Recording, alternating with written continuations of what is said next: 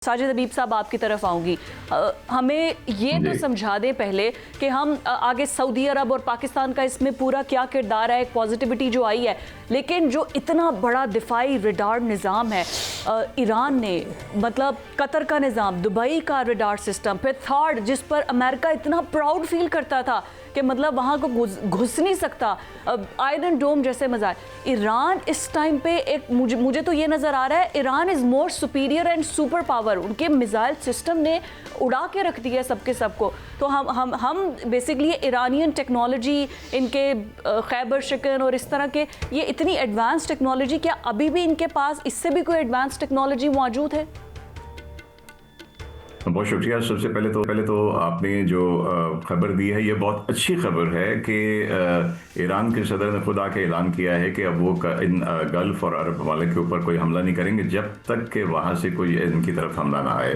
ये बहुत अच्छा है क्योंकि ईरान एक तरह से तन्हा होता जा रहा था। देखें आपके तुर्की या कि ये दूसरे जो ममालिक हैं कितनी भी केयर करें, अगर उनके ऊपर हमला होगा, भले वहाँ पे अमरीकी अड्डे के ऊपर हो या किसी जगह पे हो, तो वो एक जो है बीच में एक दरार पड़ जाती है। तो ये बहुत अच्छा फैसला है इनका। और इसके साथ इन्होंने स्ट्रेट ऑफ हॉर्मस के बारे में भी कहा है कि सवाए इजराइल के और अमेरिका के बाकी तमाम जहाज़ों को आने की इजाज़त है, जाने की इजाज़त है। ये भी बहुत अच्छा कदम है। अच्छा, हो ये रहा था कि जब ये इन्होंने, जैसे आपने कहा, साबित कर दिया कि आपका जो इम्पेनिट्रेबल था उसको हमने पेनिट्रेट किया है और हर जगह पेनिट्रेट, ये बहुत बड़ी बात है। ये ओवर द ईयर तकरीबन $2 ट्रिलियन का आयरन डोम था जो इजराइल से शुरू होकर और कोई 500 किलोमीटर बाहर या 1000 किलोमीटर तक फैला हुआ था। और सिर्फ पिछले 20 साल में इन्होंने $200 बिलियन अमेरिकियों ने इसके ऊपर लगाए थे। तो ये तो ईरान ने साबित कर दिया कि वो पेनिट्रेट कर रहा है और इसकी वजह से कि इसकी ईरान की तन्हाई रीजन में ख़त्म होगी और ईरान फोकस कर सकेगा अपने मेन 2 टारगेट्स के ऊपर, अमेरिका जो उनके समंदर पर उनके एसेट्स हैं और वहाँ पे हैं। जहाँ पे पेनिट्रेट होने की बात की, मैं सिर्फ ये कहूँगा कि ये जो पिछले दिनों कुछ अर्सा पहले एक जो ट्रायंगुलर एक्सरसाइज हुई थी, वो कल्बिनेशन थी मेरे नज़दीक चाइना, रशिया और ईरान की, जिसमें देखें मिसाइल को पहुंचाना, पेनिट्रेट कराना, दैट इज व्हाट मैटर्स। और इसमें जो ईरान ने जीपीएस सिस्टम को छोड़ के चाइना के बीडू सिस्टम को अपनाया है, इसकी मैं अभी डिटेल्स में नहीं जाऊंगा, वक्त कम है, कि उसकी बहुत कंट्रीब्यूशन है कि कैसे पेनिट्रेट किया, मल्टीपल टारगेट फेंक के, फेक सिग्नल जनरेट करके, जो फ्रेंडली जो जहाज थे उनको एनिमी जहाज के मिमिक सिग्नल भेज के।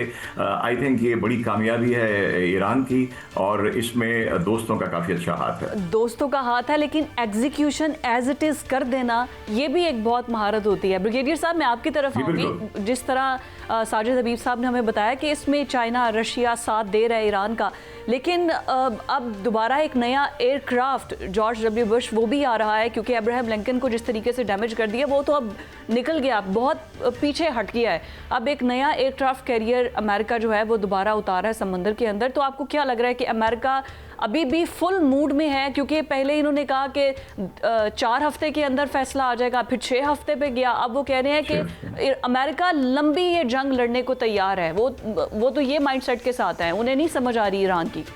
ईरान ने ये अडॉप्ट की स्टडी, उन्होंने डिसेंट्रलाइज्ड मिसाइल वॉरफेयर स्टडी, और ये है इसलिए कि दे न्यू कि इसमें लीडरशिप टारगेट हो सकती है, पॉलिटिकल मिलिट्री लीडरशिप।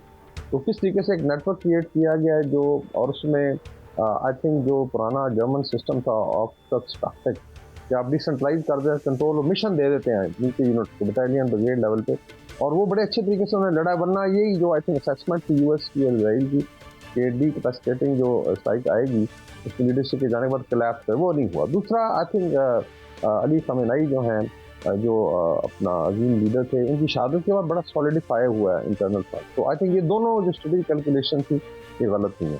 अभी आ जाते हैं जो इस वक्त एडिशनल इंफॉर्मेशन है, क्योंकि हम लोग तुर्किया में यहाँ पे काफ़ी इस पर आई थिंक रिसर्च भी होती है, काफ़ी डिस्कशन होती है कि अभी ईरान ने जो मिसाइल की एबिलिटी है उसका जो लेटेस्ट मिसाइल अभी तक सामने नहीं आया माइंड में। तो आई थिंक जी अभी जो आई थिंक 2-3 टैक्टिक्स हैं, इसमें बात कर लूँ जो इसराइल को हिट किया जा रहा है। उसके अंदर एक तो ये है कि डिकॉय मिसाइल पहली दफ़ा फायर हो रहे हैं, कि आप डिकॉय मिसाइल भेजते हैं, वो आगे से स्प्लिंटर्स क्रिएट करता है और सारा जो डोम सिस्टम था उसको रिएक्ट करता है। और अभी ये भी आ रहा है कि पहले जो डोम सिस्टम था या जो भी इनके arrow and all that defence system वो यूजुअली 50-70% रिजल्ट था। अभी जो है 85% हिट्स हो रही हैं, 15% पे रह गया and they are consuming lot of money. Because अगर लेट्स एक शाहिद ड्रोन जाता है $20,000-50,000 का, उसके अगेंस्ट $1 मिलियन का आप इंटरसेप्टर भेजते हैं तो बड़ा नुकसान है, बहुत नुकसान है। तीसरा था जो फ्रंट लाइन पे एयर डिफेंस सिस्टम था, रेडार से आपने देखा कि $500 मिलियन के रेडार भी हिट हुए हैं और उसमें आई थिंक अमेरिका को बहुत बड़ा सरप्राइज है। फिर देयर आर रिपोर्ट्स के जो अपना है एयरक्राफ्ट कैरियर ग्रुप को भी आई थिंक हिट किया गया है और शायद तो आपकी बात ठीक हो, एग्जैक्ट रिपोर्ट्स में। लेकिन मेरे ख्याल में अभी जो कह रहे हैं कि जो हाइपरसोनिक वेव अभी आनी है और उसमें आई थिंक ये भी है कि शायद China in terms of surveillance Russian precise targeting पे भी हेल्प कर रहे हैं। लेकिन बाय एंड लार्ज स्ट्रेटजी बड़ी ज़बरदस्त है और कम से कम हौसला हुआ है रीजन में कि अगर आप टेक ऑन करते हैं एक अच्छी स्ट्रेटजी के साथ, डिस्पाइट के आप लीडरशिप का जून में भी नुकसान हो और अभी भी तो अलग तरह से उसको बिल्कुल ठीक बात है आपकी। अभी तो हाइपरसोनिक मिसाइल और बहुत लास्ट पॉइंट रिगार्डिंग डिप्लोमेसी जो है I think this is success कि आपस में हम ना लड़े and they should focus on Israel and American जो आई थिंक बिल्कुल ठीक है। और आई थिंक अभी राइट मूव ईरान की जानिब से ले लिया गया है, लेकिन अभी उसने पहले अपनी धाक बिठा दी है, उसके बाद उसने कहा है कि अब दोस्त ममालिक पर, लेकिन दोस्त तो फिर भट्ट साहब अच्छे रशिया और चाइना ही रह गए जो कि सैटेलाइट के ज़रिए भी उनकी मदद कर रहे हैं, मशकों के ज़रिए भी उनकी मदद कर रहे हैं। अच्छा, ये बात जब डोनाल्ड ट्रंप से भी पूछी गई सहाफ़ियों ने तो वाइट हाउस ने और उनके तर्जुमान भी ये कह रहे हैं डोनाल्ड ट्रंप बड़ा अफेंड हो गए इस क्वेश्चन से कि ये पूछ क्यों लिया है कि रशिया जो है वो क्या ईरान की मदद कर रहा है। उन्होंने कहा हमें कोई डर नहीं है, अगर मदद कर भी रहा है तो देख लेंगे। तो डर के असरात तो नज़र आ रहे हैं, क्यों भट्ट साहब? ठीक फरमा रही हैं फ़िज़ा आप। दोस्त ही ज़िंदगी में काम आते हैं और दोस्त उनके होते हैं जो कद काठ वाले और बात करने वाले अशख़ास होते हैं। आप देखें अल्लाह पाक ने जो इज़्ज़त दी है आपकी पाक फ़ौज को, फील्ड मार्शल को जो इज़्ज़त दी है वो कहाँ, सऊदी अरब में। वो सऊदी अरब जाके निगोसिएशन क्या करवा रहे हैं कि यार आप मुसलमान ममालिक पर हमले ना करें, आप ना हरमस की बात करें। आप देखें हमारा झगड़ा क्या अफगानिस्तान से कि यार सहूलतकारी बंद करो। ईरान का झगड़ा क्या है, यार तुम इनको अड्डे ना दो, सहूलतकारी बंद करो ना। सेम चीज़ है, सेम चीज़ फील्ड मार्शल साहब जो है वो जो हमें प्रॉब्लम है वही आज ईरान को प्रॉब्लम है, उसी को सॉल्व करने गए हैं। और मुबारक हो कौम को कि अबूरी कौंसल ने मंजूरी दे दी है और जब मंजूरी दे दी है तो अब हमले इज़्ज़त फिर मिली है इसी फील्ड मार्शल को, अल्लाह पाक ने दी है। लेकिन आप ज़रा गौर करें आप नाए हरमस पे, वहाँ से क्या होगा, वहाँ से ईरान ने रूस और चाइना को इजाज़त दे दी है कि आप अपना सामान लेकर जाएं, हमले नहीं होंगे। अच्छा, गौरतलब बात है अगर उसको यह कह दिया तो भारत का क्या हाल है इस वक्त, मेरे दोस्त मोदी का क्या हाल है?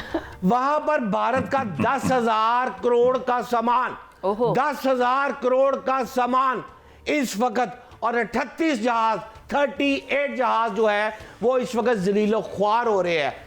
और अल्लाह की रहमत देखे कि क्या कहता है ईरान कि अगर चाइना और रशिया के साथ कोई जहाज गुजरेगा और उस पर पाकिस्तान का फ्लैग लगा होगा और इसको सल्यूट करके इज्जत और एहतराम से गुजारा जाएगा। ये है पाकिस्तान इस वक्त। देखिए अल्लाह ने आपको कहां से लाकर कहां खड़ा कर दिया।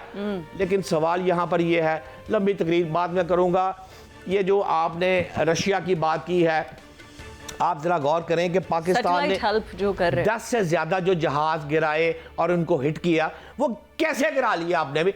बात ये है, यही बात जो आपने सवाल किया रशिया वाली बात, आप चीन के जदीद सैटेलाइट निज़ाम जो है वो सिस्टम बीडू जो है, ये बीडू सिस्टम आपको एग्जैक्ट चीज देता है।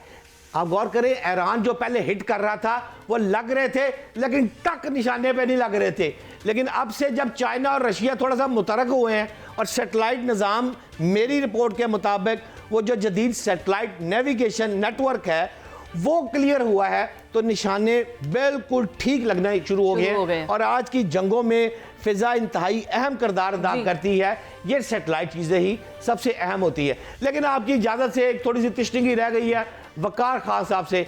वकार भाई मुझे ये बता दें, सवाल ये है कि इस वक्त आप क्या समझते हैं कि जो सूरत हाल हो चुकी है, ईरान ने अमेरिका को फंसा दिया है या नहीं? ब्रिगेडियर साहब।